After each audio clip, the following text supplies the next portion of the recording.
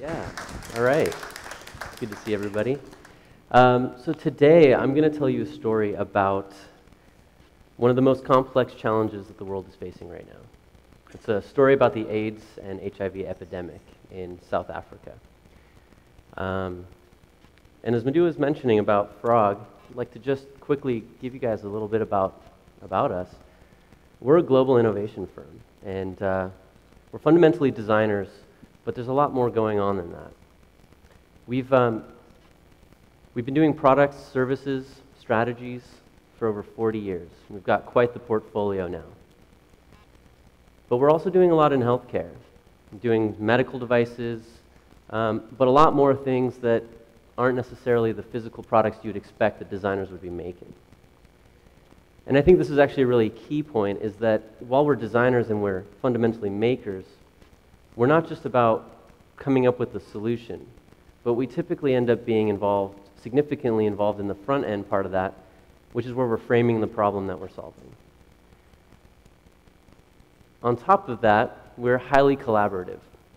We have 1,600 designers, now engineers, strategists across the globe. We have a bunch of offices. And we're not just collaborative within the organization, we're collaborative across organizations and domains.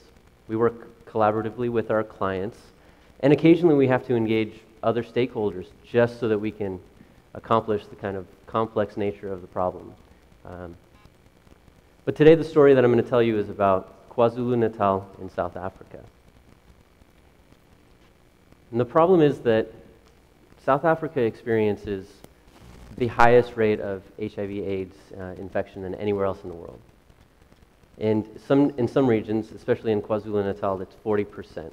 So if you could imagine just splitting up the group, almost right here, all of you would be HIV positive. And maybe the most startling statistic is that only 5%, and less than 5%, actually know their status. So I think the question we have to ask is, well, why don't people know what their status is? The healthcare system is completely overwhelmed there because people only show up at clinics when it's sort of gotten to the point where it's too late, where it's a personal crisis. And there's actually tons of free services out there, free testing services. Everybody knows where these clinics are, and yet they don't want to engage with the services as they exist today. So fundamentally, there's a problem with the way that the services are being provided. It's not the fact that they're not affordable because they're free, or that they're not accessible because everyone knows where they are. And so you end up with situations like this where people are waiting in line to get treatment, and they're actually getting sick from other people and just perpetuating the problem. There's one organization that's working in this space. They're on the front lines, and they're providing HIV/AIDS counseling and other services, and they're called iTeach. And here you have Krista Dong. She's a Harvard doctor who's basically dedicated her life to basically combating this epidemic in KwaZulu-Natal. And Zinni, who's in the center there, is one of the main coordinators who provides the services of counseling.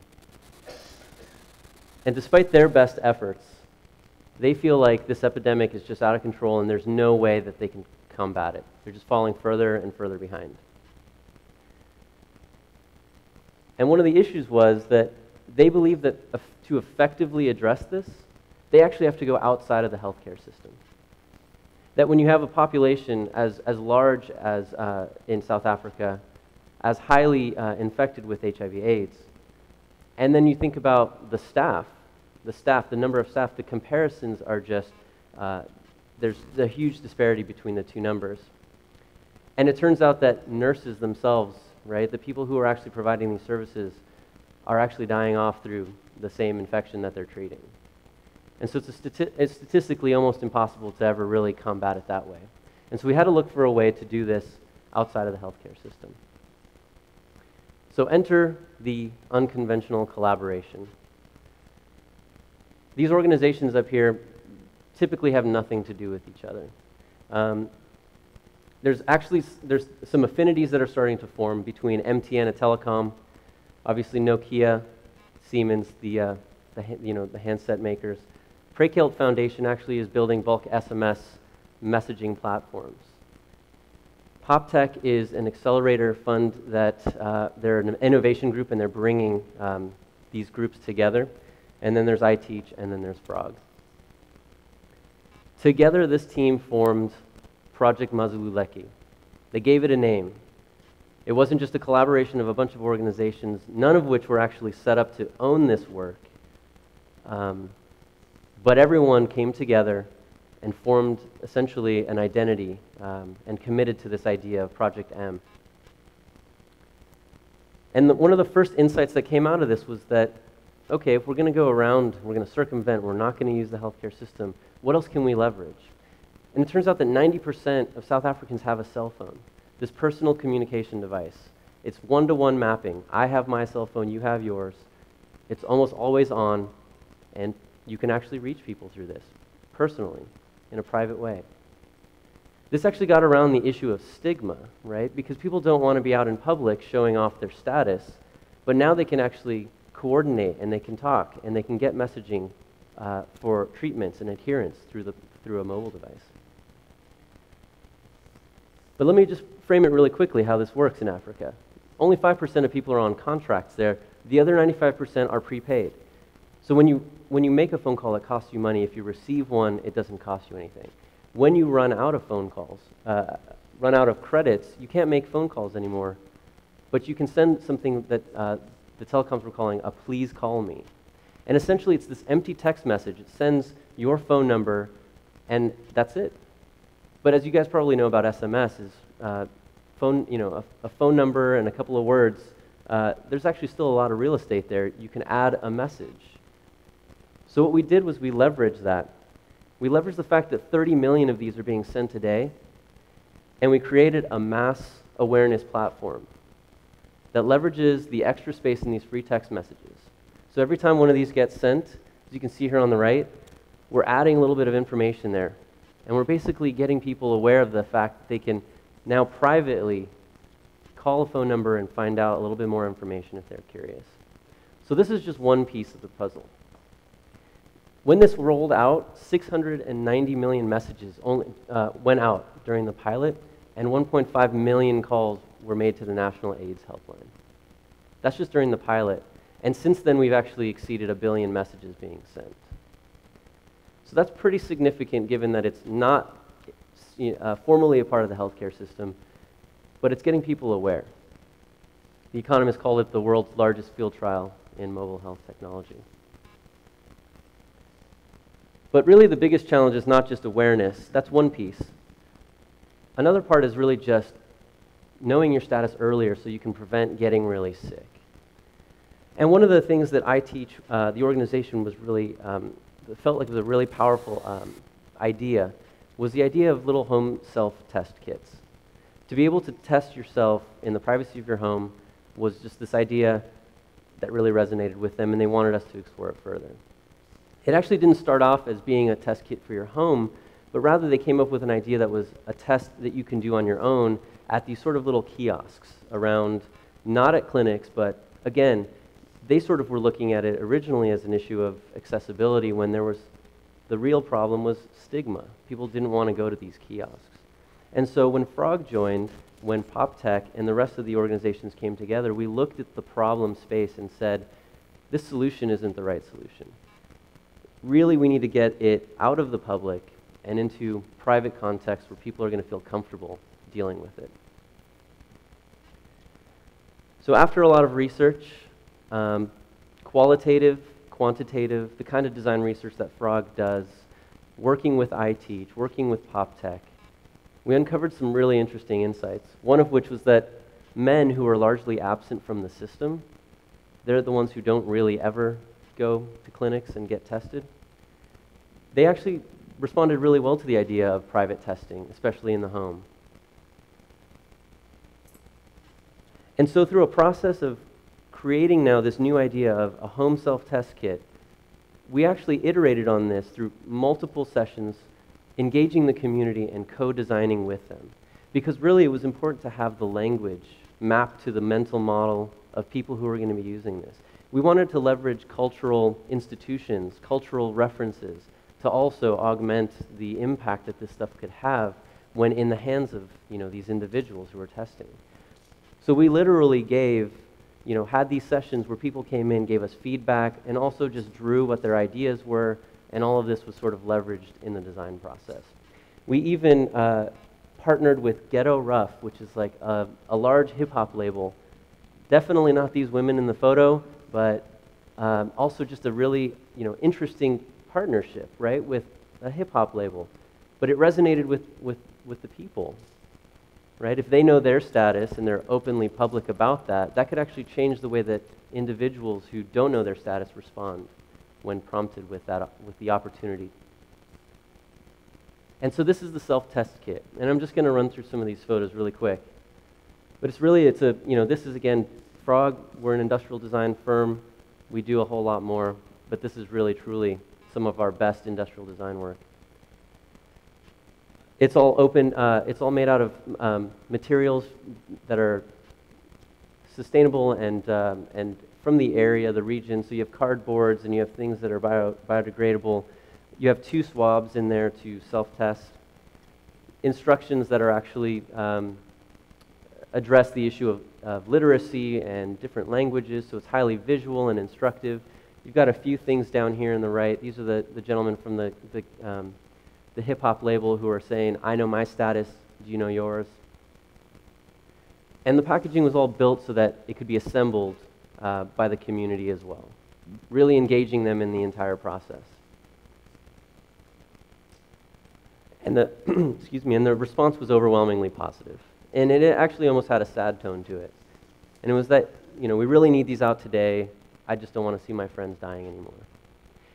So those are kind of the 2 major pieces. You have this cell phone, leveraging the cell phone capabilities to build a mass awareness campaign. And then you have this self-test kit. So I think the question really here is, how were we able to actually accomplish this? And this is where the unconventional collaboration bit comes in. These organizations, none of them were really fit to own the scale of this program. And it actually was really fundamentally about PopTech, Frog, and iTeach. The collaboration there was extremely strong.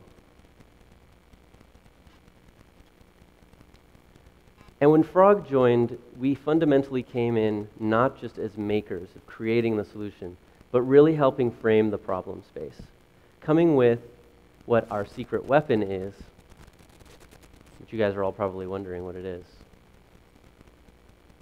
It's just a bunch of words. It's a process. It's the design process. Now you have to imagine now coming into a situation where iTeach is trying really hard to fight, combat basically HIV/AIDS on the front lines, every day seeing people, providing these services and counseling. And we come in and we say, well, we've got this process. Well, it took a lot of commitment and a lot of faith on all the parts of the collaborators to believe that this process, this secret weapon, was going to get us to the solution that we arrived at. That's, I think, a really fundamental piece of this, is that none of these organizations necessarily had the experience with one another of how the process really would unfold. And fundamentally, we learned together how it would unfold. The first trip, and now Frog, design research, it's all about the immersive experience.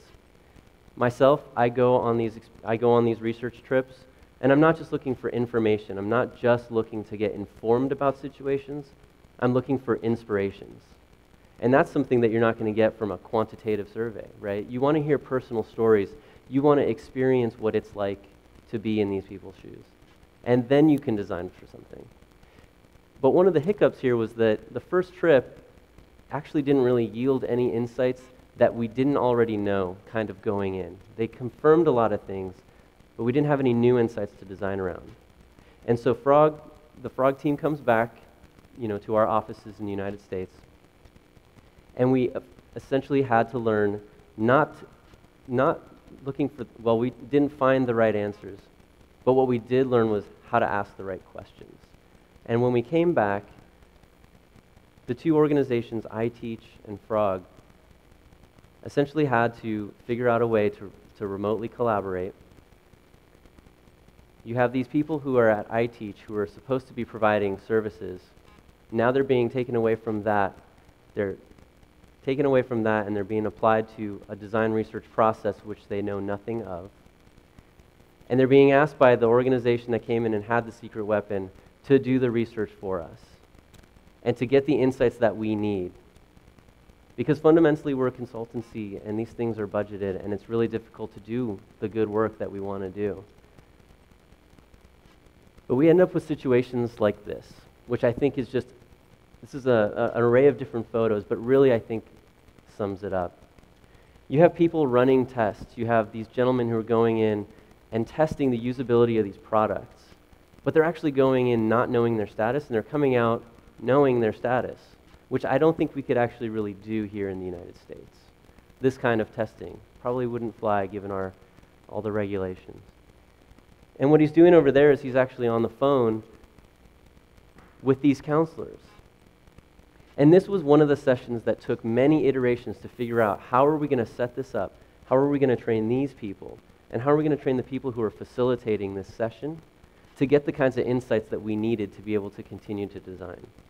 And so over the course of our collaboration with iTeach, these people who are fundamentally the counselors turned into design researchers, essentially frogs. And they carried it out for us. And these guys down here were the ones on the computer Skyping and just checking in to continue the conversation. And that's about as unconventional as it gets for us as a design firm. When we typically expect that we will be doing the research ourselves because we're looking for that, we were able to partner with such conviction with each other that we were able to carry this out. And I think one other point really is that these counselors up here, they were just playing a role in the testing, but one of the insights that came out of it was that being on a cell phone and communicating with somebody, even though they were in the other room, the idea of communicating on a cell phone with somebody as they're asking for support, now that they know their status, was a huge insight that just came out of our testing setup. Because usually in the clinics, you have no privacy. You're sitting next to somebody, there might be a curtain between you, but you might just be next to another counselor and another patient, and that's just the way it is. And the fact that we leveraged the cell phones not only for a mass awareness campaign, but it actually improved the jobs of these, and empowered these counselors, was again another insight that came out of the collaboration. So I just want to leave with one last sort of provocation. I think, especially now that the healthcare space is riddled with so many complex problems and getting so much attention, and collaboration is a big deal, why don't we look at collaboration in specific terms and for a moment change the language a little bit, change the expectation. So what if collaboration isn't a privilege, but it's a requirement? So you have to work with other people, get out of your silos of expertise, find the right partners, and work with them. What if you had to do that, as opposed to looking at it as a choice? What if collaboration absolutely required, the multidisciplinary team? And so you're not just looking for people who have domain expertise or have the technology piece that you're looking for, but you're looking for the others, maybe the unexpected partners, who could bring some kind of insight. And maybe you don't know what that is yet, but they're the kind of partner that has the ability to help you find that. So what if we did that? And then finally, what if collaboration required mutual commitment? It seems silly, but mutual commitment and mutual respect. So that everybody who's at the table, you all recognize that the value that each one of you brings is unique and integral. But that also you're committed, especially if it means sacrificing the thing that you do. Just like iTeach, they had to take their frontline resources off to go conduct research because they really, truly believed in our collaboration. So what if you could accomplish all of these? Well, I'll leave that up to you guys to decide. Thank you.